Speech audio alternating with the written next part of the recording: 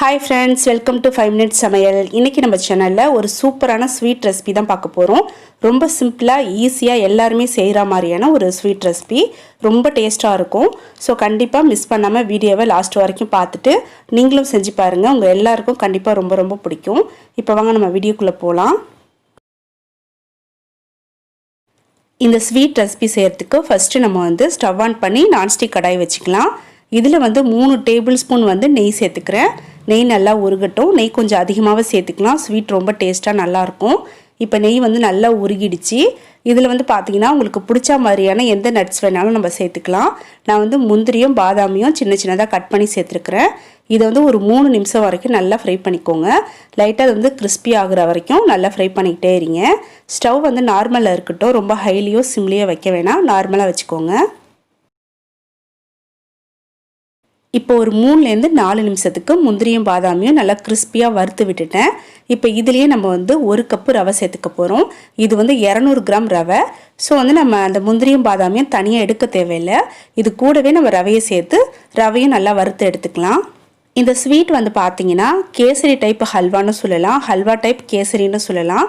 ரொம்ப டேஸ்ட்டாக இருக்கும். ரொம்ப டிஃப்ரெண்டான டேஸ்ட்டில் இருக்கும். கண்டிப்பாக நீங்கள் எல்லோரும் செஞ்சு பாருங்கள்.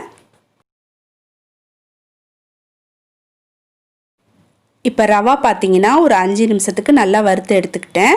அடுத்ததாக இதில் கோதுமை மாவு சேர்க்க போகிறோம். நம்ம எந்த கப்பில் ரவை எடுக்கிறோமோ அதே கப்லேயே 1/4 கப்பு கோதுமை மாவு எடுத்துக்கணும். கரெக்டாக சொல்லணும் அப்படின்னாக்கா 3 டேபிள் ஸ்பூன் கோதுமை மாவு எடுத்துக்கோங்க. நான் இந்த ஸ்பூனால் தான் 3 ஸ்பூன் கோதுமை மாவு எடுத்துருக்கிறேன்.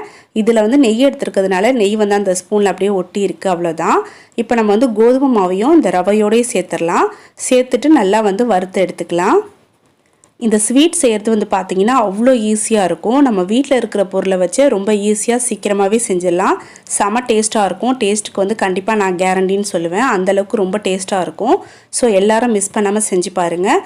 ரொம்ப சீக்கிரமாக ஒரு 5 நிமிஷத்துக்குள்ளே செஞ்சு முடிச்சிடலாம். இப்போ கோதுமை மாவு ரவை எல்லாத்தையும் சேர்த்து நல்லா ஈவனாக வறுத்துட்ருக்கோம். அடுத்து இதில் ஒரு பிஞ்ச் அளவுக்கு உப்பு சேர்த்துக்கலாம். எந்த ஸ்வீட் செஞ்சாலும் கண்டிப்பாக நம்ம உப்பு சேர்த்துக்கணும். அப்போ தான் ஸ்வீட் நல்லா எடுத்து கொடுக்கும். அடுத்ததான் ஒரு 1/2 ஸ்பூன் பார்த்தீங்கன்னா ஏலக்காய் பவுட்ரு சேர்த்துக்கிறேன். சேர்த்துட்டு நல்லா திரும்பவும் வறுத்துக்கலாம். கலர் லைட்டாக சேஞ்ச் ஆகணும். ஸோ அது வரைக்கும் நல்லா வறுத்துக்கலாம். இது எல்லாத்தையும் சேர்த்து ஒரு பக்கம் நம்ம வறுத்துட்டு இருக்கும் போது இன்னொரு அடுப்பில் பார்த்தீங்கன்னா நம்ம எந்த கப்பில் ரவை எடுக்கிறோமோ அதே கப்லேயே 3/4 கப்பு தண்ணி ஊற்றி நல்லா கொதிக்க வச்சுக்கோங்க. இப்போ நான் ஒரு 3/4 கப்பு தண்ணி ஊற்றி நல்லா கொதிக்க வச்சுருக்கிறேன். அடுத்து நம்ம இதில் அந்த கொதிக்கிற தண்ணியை சேர்த்துக்க போகிறோம். இப்போ ரவை பாருங்கள் நல்லா கலர் சேஞ்ச் ஆகிடுச்சு. இந்த அளவுக்கு நல்லா வறுத்துக்கணும். அதுக்காக ரொம்ப கலர் சேஞ்ச் ஆகிற அளவுக்கு தீஞ்சி போகிற அளவுக்கு வறுத்துறாதீங்க. லைட்டாக அதோட கலர் சேஞ்ச் ஆகணும். இந்த அளவுக்கு ஆகுனா போதும். ஸோ நல்லா சேஞ்ச் ஆனதுக்கு அப்புறமா இப்போ நம்ம கொதிக்க வச்சுருக்கிற தண்ணி இருக்கு இல்லையா, அதை எல்லாத்தையும் டக்குன்னு கொட்டிடாதீங்க. கண்டிப்பாக கையிலலாம் தெரிச்சிரும். கொஞ்சமாக ஊற்றுங்க. ஏன்னா ரெண்டுமே நல்லா ஹீட்டில் இருக்கும். ரவையும் நல்லா ஹீட்டில் இருக்குது, தண்ணியும் நல்லா ஹீட்டாக இருக்குது. ஸோ அதனால் கொஞ்சமாக ஊற்றி கட்டி இல்லாமல் நல்லா கலந்து விட்டுக்கோங்க. ஸ்டவ் இந்த நேரத்தில் நீங்கள் சிம்மில் வச்சுருங்க. ஸ்டவ்வை சிம்மில் வச்சுட்டு நம்ம கொதிக்க வச்சுருக்கிற தண்ணியை கொஞ்சமாக சேர்த்து கட்டி எதுவும் இல்லாமல் நல்லா மிக்ஸ் பண்ணிக்கோங்க. நம்ம எடுத்துருக்க எல்லா தண்ணியுமே சேர்த்துடணும். சேர்த்துட்டு நல்லா கலந்து விட்டுருங்க. இப்போ கட்டி எதுவும் இல்லாமல் நல்லா கலந்து விட்டாச்சு. பார்க்குறதுக்கு உப்புமா பதத்தில் இருக்கணும். உப்புமாலாம் நம்ம எப்படி கிளறுவோமோ அந்த மாதிரி தான் இதுக்கும் கிளறி எடுத்துக்கணும். நம்ம தண்ணியை நல்லா சூடு பண்ணிவிட்டு இதில் சேர்க்கறதுனால என்னாகும்னு பார்த்தீங்கன்னா சீக்கிரமாகவே இந்த ஸ்வீட் ரெடி ஆகிடும். அதாவது கோதுமை ரவை எல்லாமே சீக்கிரமாகவே வெந்துடும். ரவை நல்லா வெந்து மலர்ந்து வந்துடும். ஸோ ரொம்ப ஈஸி தான். கண்டிப்பாக எல்லாருமே மிஸ் பண்ணாமல் ட்ரை பண்ணி பாருங்கள். இப்போ லாஸ்ட்டாக இதில் நம்ம சுகர் சேர்த்துக்க போகிறோம். சுகர் பார்த்தீங்கன்னா 1 கப்பு ரவை எடுத்தோம் இல்லையா, அதே கப்புலேயே 1 கப்பு சுகர் எடுத்துக்கணும். 1 கப்பு சுகர் பார்த்தீங்கன்னா இதுக்கு கரெக்டாக இருக்கும். அதாவது திகட்டாத அளவுக்கு நார்மல் இனிப்பாக இருக்கும். சப்போஸ் இதை விட நீங்கள் கம்மியாக சேர்த்துக்கிறதுனாலும் சேர்த்துக்கலாம். இல்லை இதை விட அதிகமாக வேணும், ஸ்வீட் எனக்கு ரொம்ப பிடிக்கும் அப்படின்னு நினச்சிங்கன்னா இன்னும் கொஞ்சம் ஸ்வீட் இன்னும் கொஞ்சம் சுகர் அதிகமாக கூட சேர்த்துக்கலாம். இப்போ சுகர் சேர்த்தாச்சு. சேர்த்துட்டு நல்லா மிக்ஸ் பண்ணிக்கலாம். நான் கரெக்டாக 1 கப்பு சுகர் தான் சேர்த்துருக்கிறேன். சேர்த்து நல்லா மிக்ஸ் பண்ணிக்கலாம். இந்த ஸ்வீட்டோட ஹைலைட்டே பார்த்தீங்கன்னா இந்த ஸ்வீட்டுக்கு நம்ம எந்த விதமான ஃபுட் கலரும் சேர்க்க போகிறதில்ல.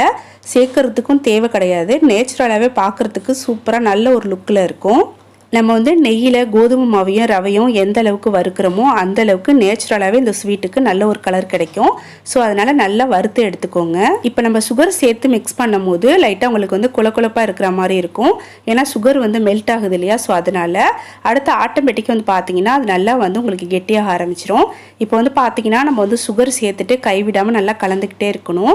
கலந்துக்கிட்டு இருக்கும் போதே பார்த்தீங்கன்னா நம்ம சேர்த்துருந்த எல்லா நெய்யுமே நல்லா தனியாக பிரிஞ்சு வர ஆரம்பிச்சிடும். அதாவது அந்த ஸ்வீட்லேருந்து நெய் வந்து தனியாக பிரிஞ்சு வர ஆரம்பிச்சிடும். அதுதான் இந்த ஸ்வீட்டோட கரெக்டான பதம். நெய் பிரிஞ்சு வந்ததுக்கு அப்புறமா சுகர்லாம் நல்லா மெல்ட் ஆகி நெய் நல்லா பிரிஞ்சு வந்துடும். அதுக்கப்புறமா ஸ்டவ்வை சிம்மில் வச்சுட்டு மூடி போட்டு ஒரு 3 நிமிஷத்துக்கு நம்ம தம்மில் போட்டுடணும். 3 நிமிஷம் தம்மில் போட்டதுக்கு அப்புறமா ஓப்பன் பண்ணிவிட்டு எடுத்து சாப்பிட வேண்டியதுதான் ஸ்டவ் ஆஃப் பண்ணிவிட்டு. ரொம்ப சூப்பராக இருக்கும், பார்க்குறதுக்கு ஹல்வா டைப்பில் ரொம்ப சூப்பராக இருக்கும் இந்த ஸ்வீட்டு. கண்டிப்பாக எல்லோரும் மிஸ் பண்ணாமல் செஞ்சு பாருங்கள். நம்ம இந்த ஸ்வீட்டை வந்து பார்த்தீங்கன்னா ஈவினிங் ஸ்நாக்ஸாகவும் செஞ்சு கொடுக்கலாம். அப்படி இல்லைனா வீட்டுக்கு யாராச்சும் கெஸ்ட்டு வராங்க அப்படின்னாலும் டக்குன்னு செஞ்சு வச்சிடலாம். அப்படி இல்லைனா வீட்டில் ஏதாச்சும் சின்ன சின்ன குட்டி குட்டி ஃபங்க்ஷன் ஏதாச்சும் இருந்துச்சுன்னா கூட நீங்கள் செஞ்சு கொடுக்கலாம். குட்டீஸ்லேருந்து பெரியவங்க வரைக்கும் எல்லாருக்கும் ரொம்ப பிடிக்கும்.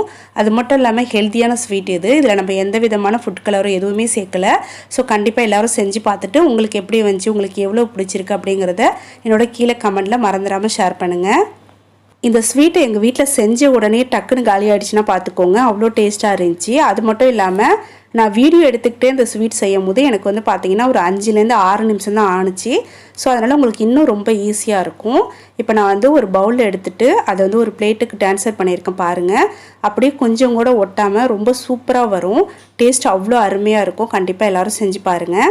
ஓகே ஃப்ரெண்ட்ஸ், இந்த வீடியோ இதோட முடியுது. அடுத்து ஒரு யூஸ்ஃபுல்லான வீடியோவில் நம்ம சீக்கிரமாக மீட் பண்ணலாம். நம்ம சேனலை இப்போ வரைக்கும் நீங்கள் சப்ஸ்கிரைப் பண்ணாமல் பார்த்துட்ருக்கீங்கன்னா ப்ளீஸ் நம்ம சேனலை இப்போவே சப்ஸ்கிரைப் பண்ணிக்கோங்க. கூட பெல் ஐக்கான் வரும், அதில் ஆல் அப்படிங்கிற ஆப்ஷன் இருக்கும், அதையும் ப்ரெஸ் பண்ணி விட்டுருங்க. அப்போ தான் நாங்கள் எப்போ வீடியோ போட்டாலும் நீங்கள் மிஸ் பண்ணாமல் பார்க்கலாம்.